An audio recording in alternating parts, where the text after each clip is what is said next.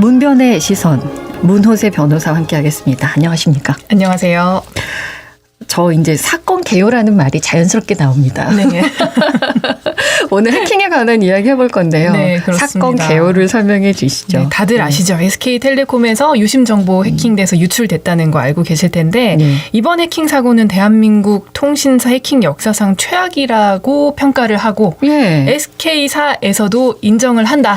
라고 그렇게 답변을 했습니다. 해킹된 정보의 종류 그리고 소위 털렸다고 말하는 서버가 도대체 이것이 뚫릴 수 있느냐 하는 서버였기 때문에 이런 말들이 나오고 있는 건데요.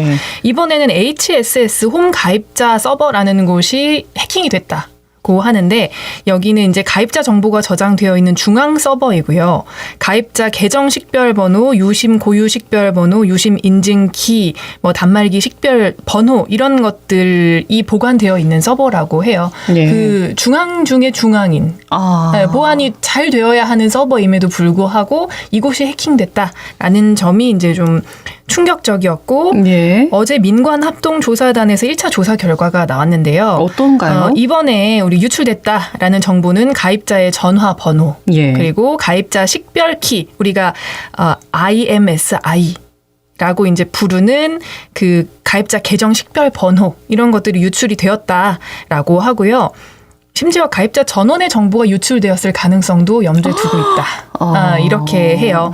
그리고 다행히도 단말기 고유 식별 번호 IMEI라고 부르는 정보는 유출이 안 된 걸로 지금까지는 파악이 된다고 합니다.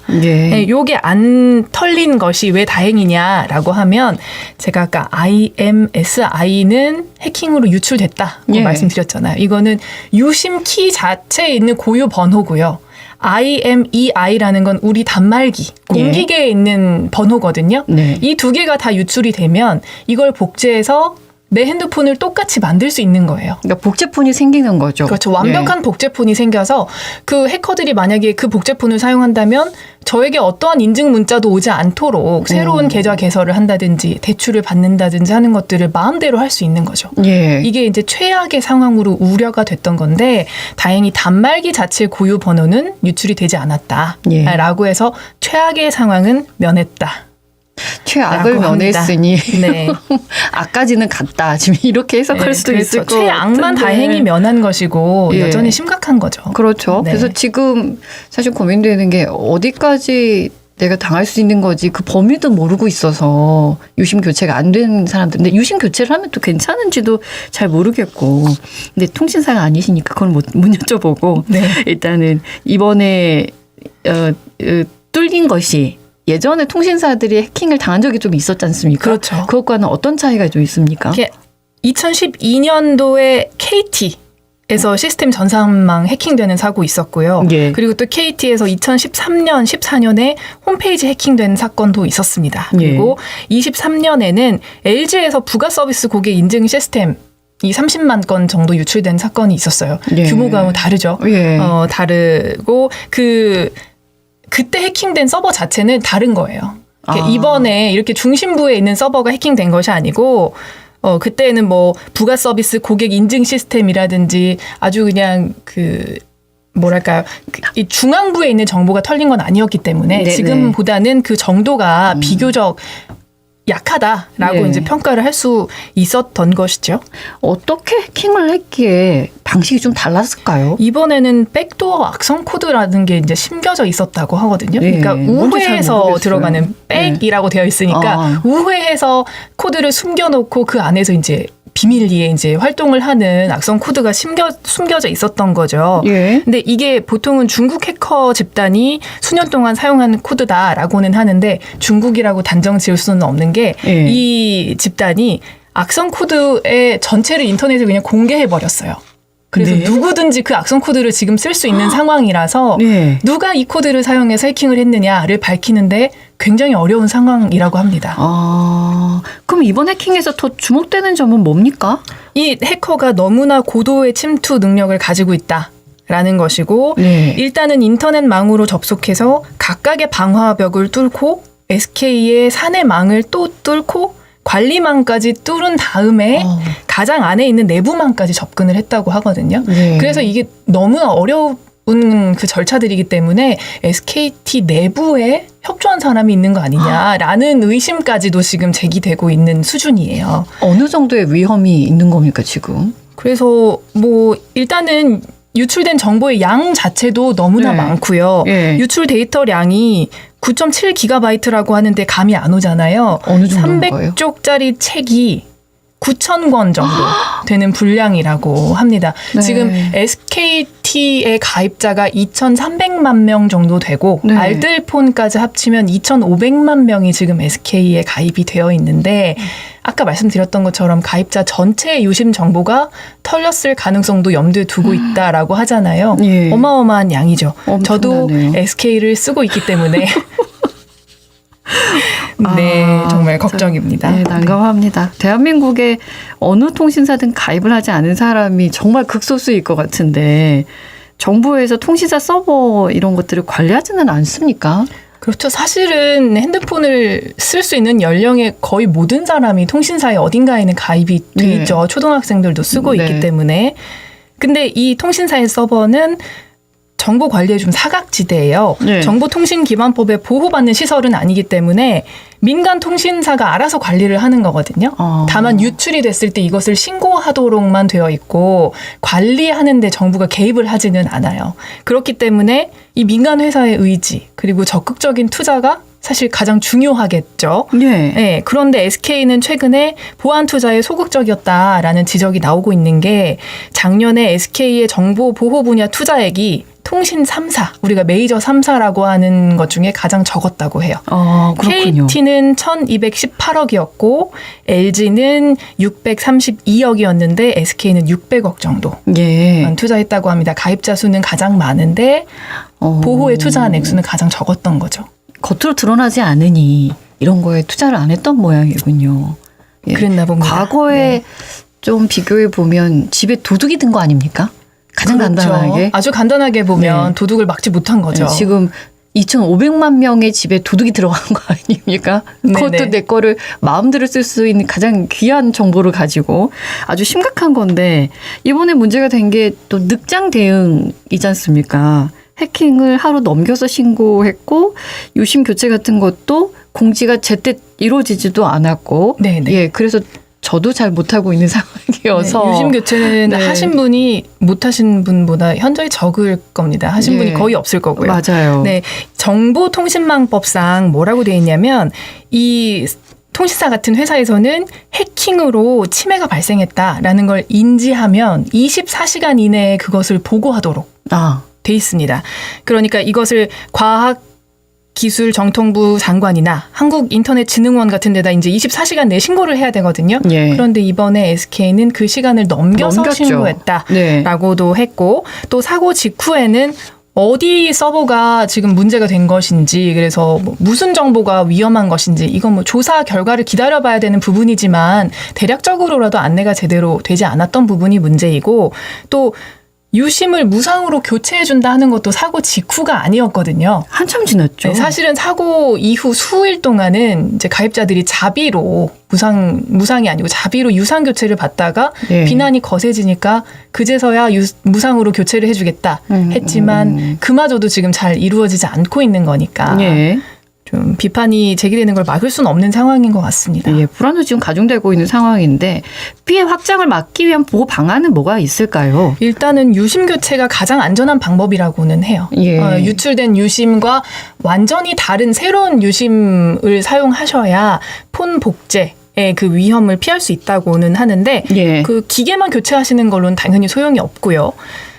유심을 교체하셔야 되는데 지금 너무 많은 시간이 걸리고 있죠. 예. 유심 가지고 있는 대리점도 없고 예. 예약을 하더라도 언제 바꿀 수 있을지 기약이 없는 상황입니다. 연락도 안 옵니다. 예, 네. 다행히도 KT나 LG에서 그 생산 공장에서 SKT의 유심 칩을 제작하는 것에 협조를 해주기로 그렇게 합의를 했다고 해서 예. 생산량 자체는 조금 늘어날 것 같기는 한데 그래도 워낙 이번에 가입자 수가 많은 곳에서 문제가 됐기 때문에 유심칩 2,500만 개가 필요한 셈이잖아요. 그렇죠. 그것이 언제 될지는 모르는 부분이고요.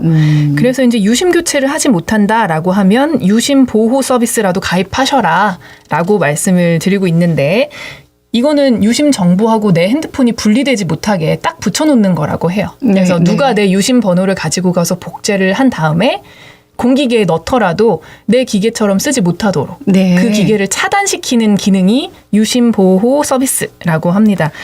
그리고 이 부분에 대해서 SK에서 처음에서는 유심 보호 서비스에 가입한 가입자에게 문제가 생기면 100% 보상을 하겠다라고만 공지를 해서 그럼 그거 가입 안 하면 배상 안 해주겠다는 거냐? 그럴 수 있겠네요. 라고 문제가 생기니까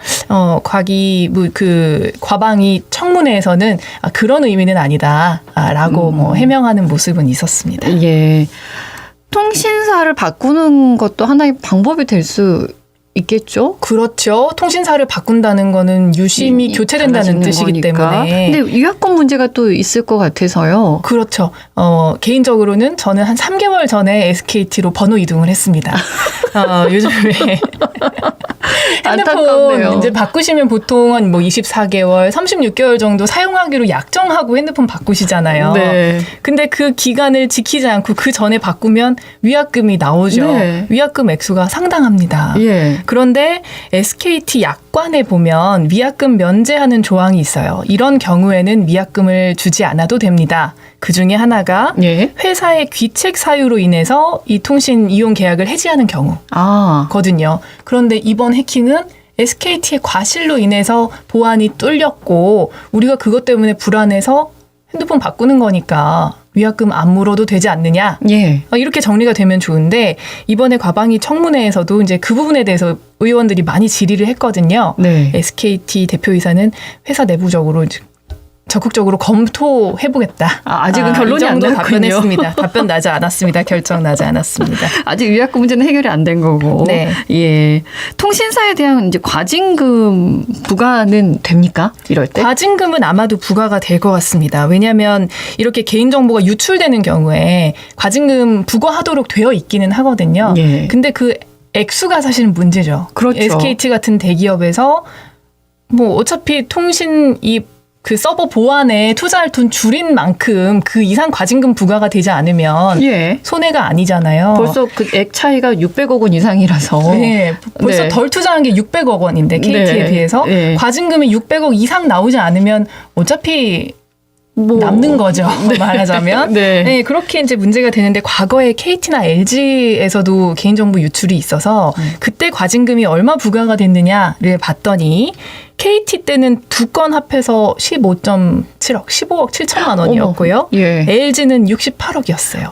너무 적은데요. 너무 적죠. 근데 예. 이제 다만 그 당시에는 그 액수를 산정하는 기준이 위반 행위 관련 매출액의 3%였는데 예. 그 규정이 바뀌어가지고요. 지금은 전체 매출액의 3% 이내 범위에서 가능하다고. 라는 바뀌었어요. 그래서 작년 매출이 17조이기 때문에 예상하기로는 5천억 정도 선까지는 이론적으로는 가능하다인데 실제로 수천억 단위의 가징금이 매겨질 것이냐에 대해서는 조금 회의적인 건 사실이죠. 예. 지금 디지털 시대이기 때문에 이런 것에 대한 안전에 대한 내가 가지고 있는 생각들이 많이 바뀌어야 될 것 같아요. 통신사에 대한 지금 집단 소송 대응 움직임 있지 않습니까? 벌써 있습니다. 지급명령 신청을 제기한 법률사무소도 있다고 보도가 되어 있고요. 예. 다른 뭐 로펌 등에서도 일단 형사고소 시작하면서 집단소송하겠다고 적극적으로 소송인단을 모집하고 있는 상황입니다. 예전에도 통신사에 대한 집단 소송이 있었는데 그때 결과는 어땠습니까? 과거에 SK 커뮤니케이션즈, 그러니까 우리 알고 있는 네이트라든지 싸이월드 같은 데서도 개인정보 유출됐고, 아까 말씀드린 것처럼 KT에서도 정보 유출이 있었잖아요. 예. 이 사건들에서도 이제 이 소비자들이 손해배상 청구했는데요. 1심에서는 인용이 됐거든요. 예. 1인당 얼마 정도 인용이 됐을 것 같으세요?